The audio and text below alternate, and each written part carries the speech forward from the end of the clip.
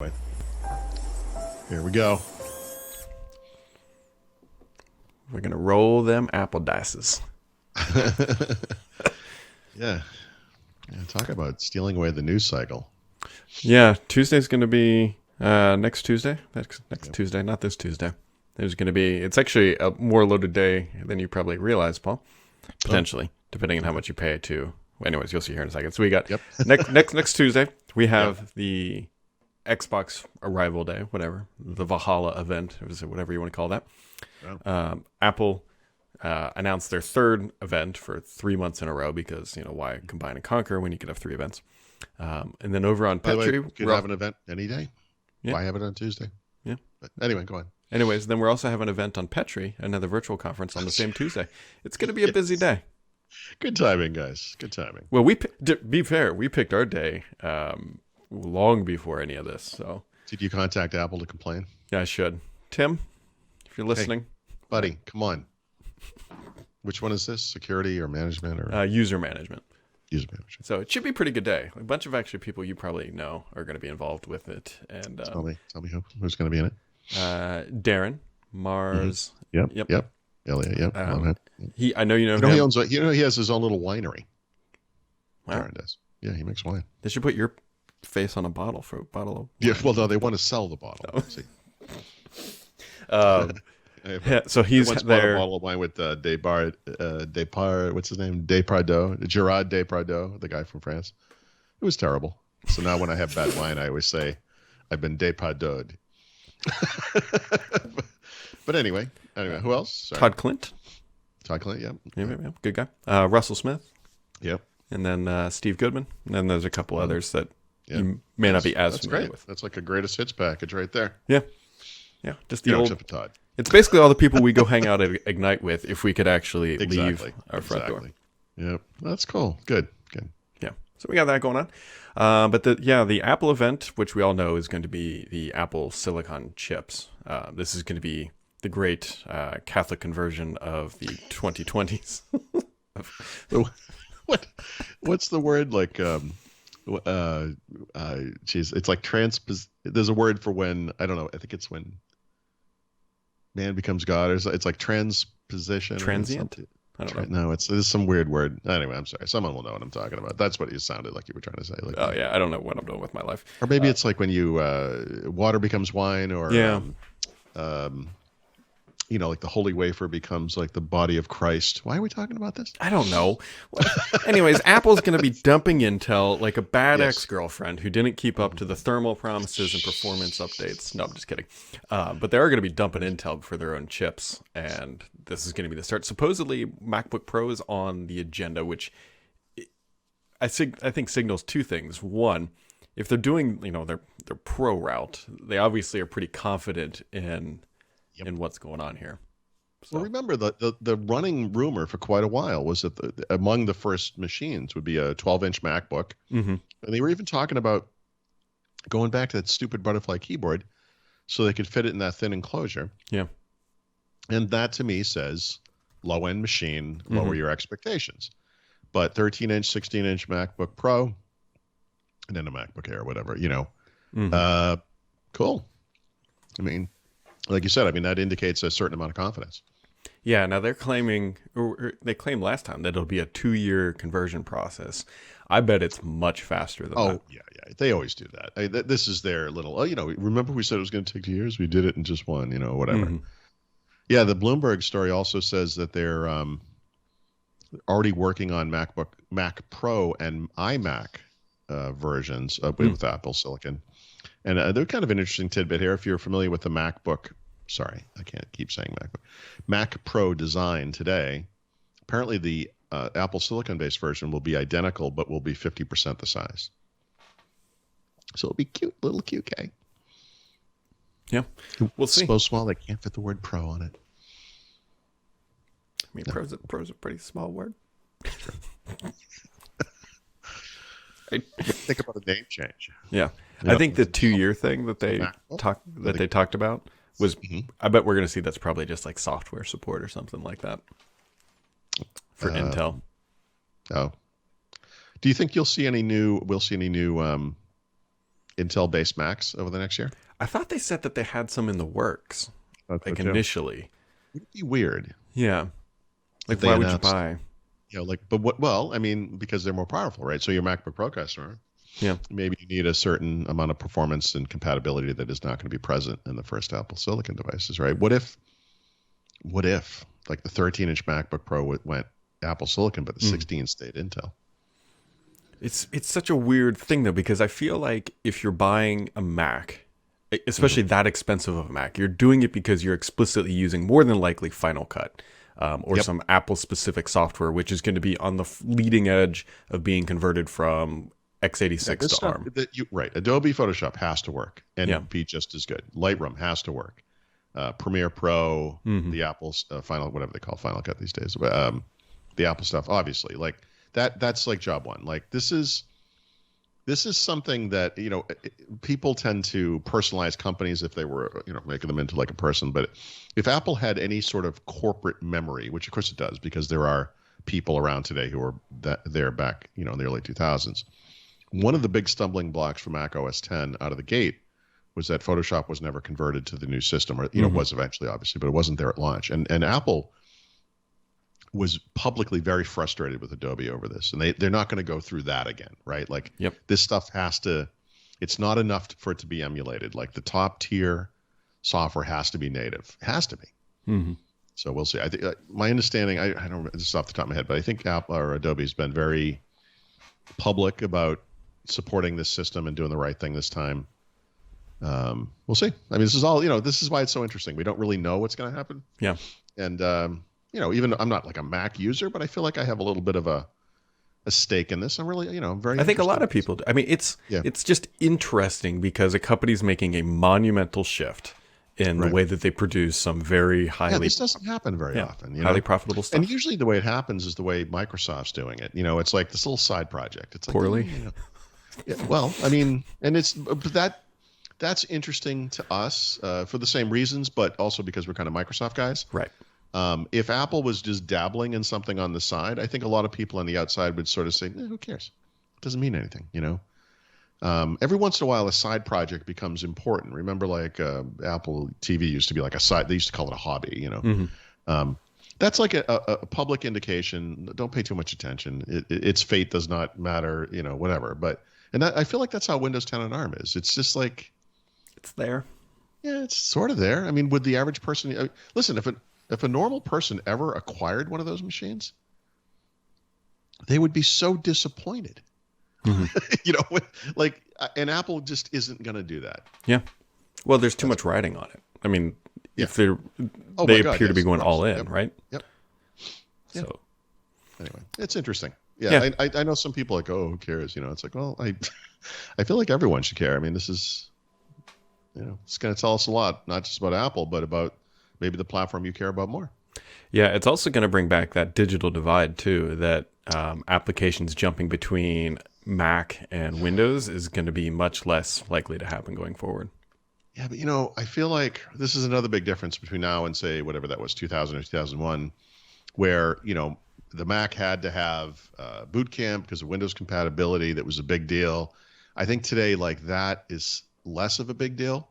The top tier software that Mac users want to use is available on their platform already. And then I think web apps are kind of making up the slack. So, I mean, the world has changed. I mean, it's, obviously some of the transitionary bits are kind of the same as they were back in the past. But I mean, I think this is a good time to do this in a way. Just because the way things have changed. Yeah. So that'll be the one to watch. And then supposedly the AirTags have been floating around. I don't know if that's happening, but that's every Apple event. Surely now they will announce AirTags. I don't know. I could picture at this point they just kind of ship them one day. Just an announcement on the web. Well, there was at one point somebody said that they were not going to show up until the spring, and this was like back in September. But we've been talking about AirTags for like 2 years. Yeah. No, seriously. Like, this is crazy. I wonder if it has anything to do with now. There was a patent that came out, or whatever. Apple got a patent, something like that, whatever.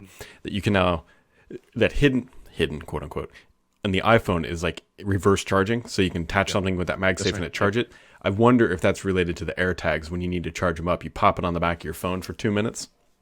Right.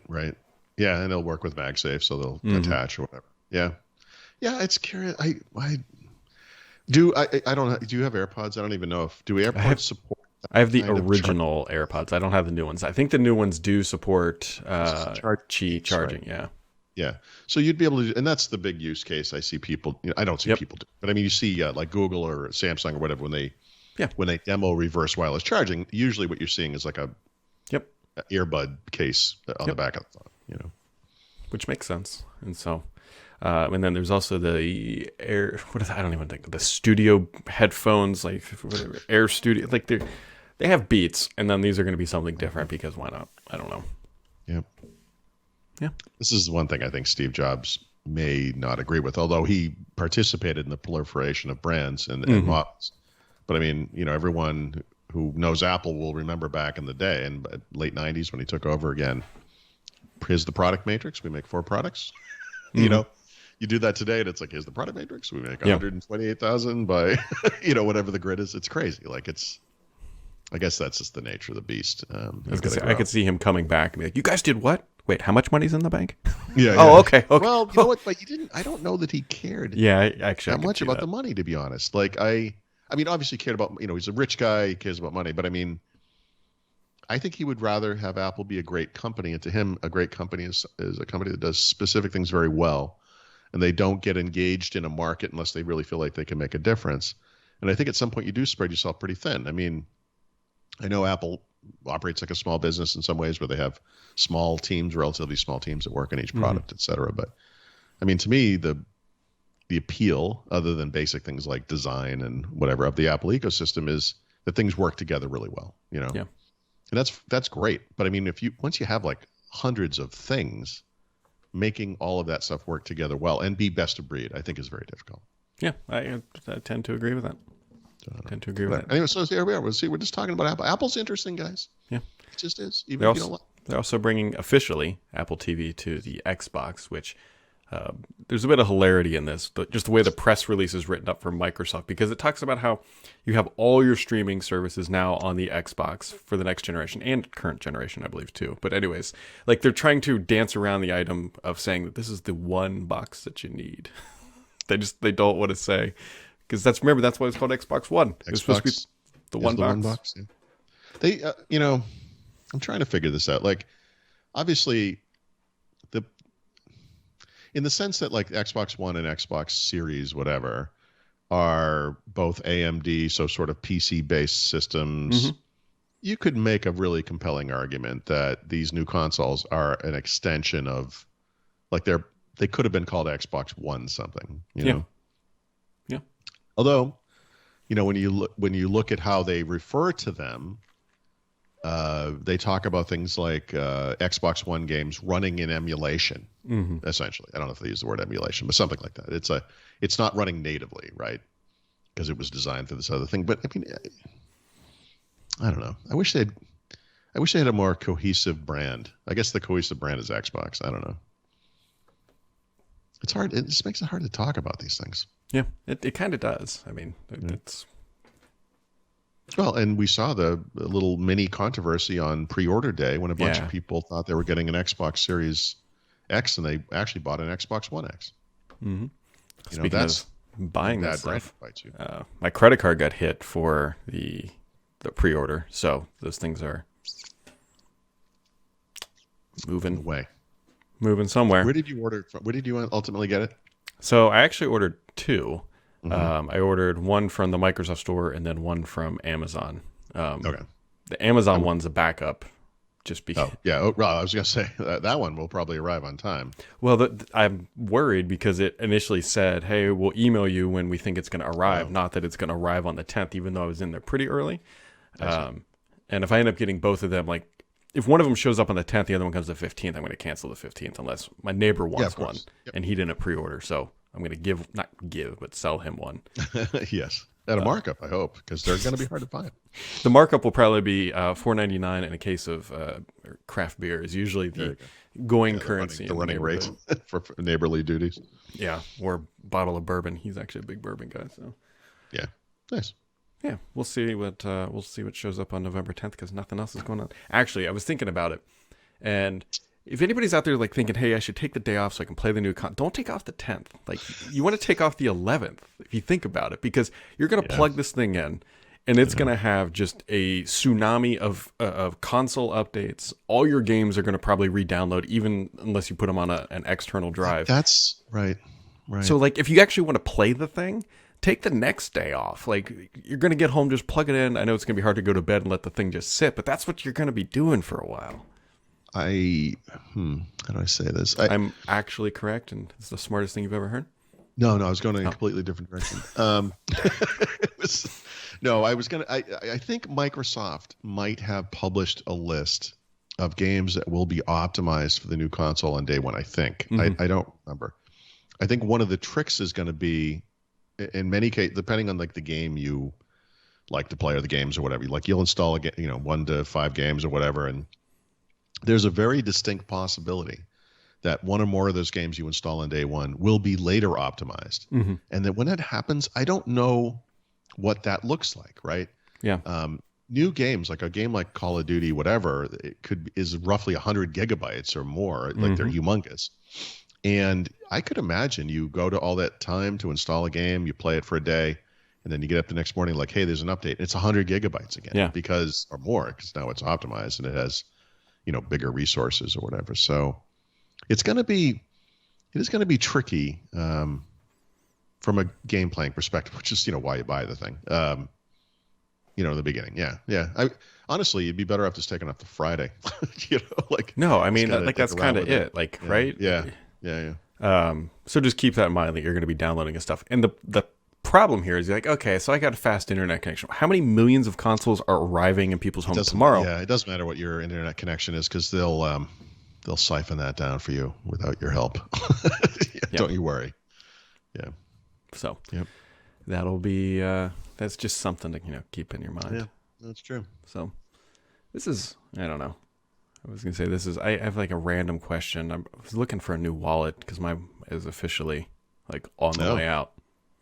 Do you go minimal on wallets? That's what these Ridge wallets are advertised everywhere, but I'm not sure that I love the idea of like a money clip thing that has like dollar bills just on the outside. Mostly because I'm always terrified when I go to like the grocery store and I pay with cash, and then you're trying to like shove the shit back in there and you're just panicking.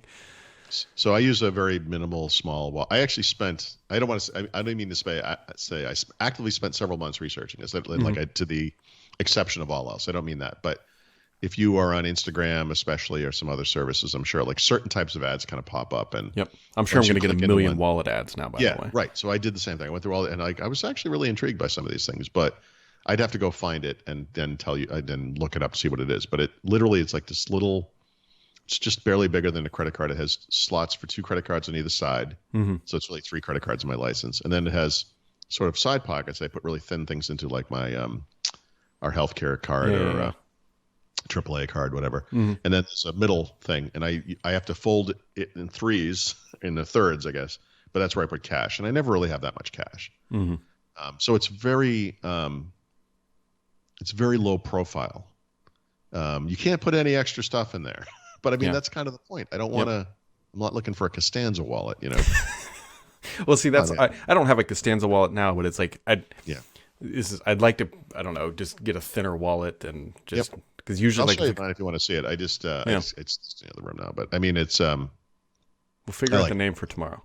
Yeah. Okay. There you go. In case anybody's interested in Wallet Talk Daily. I don't even know where I bought it anymore. I don't know. Somewhere online, probably.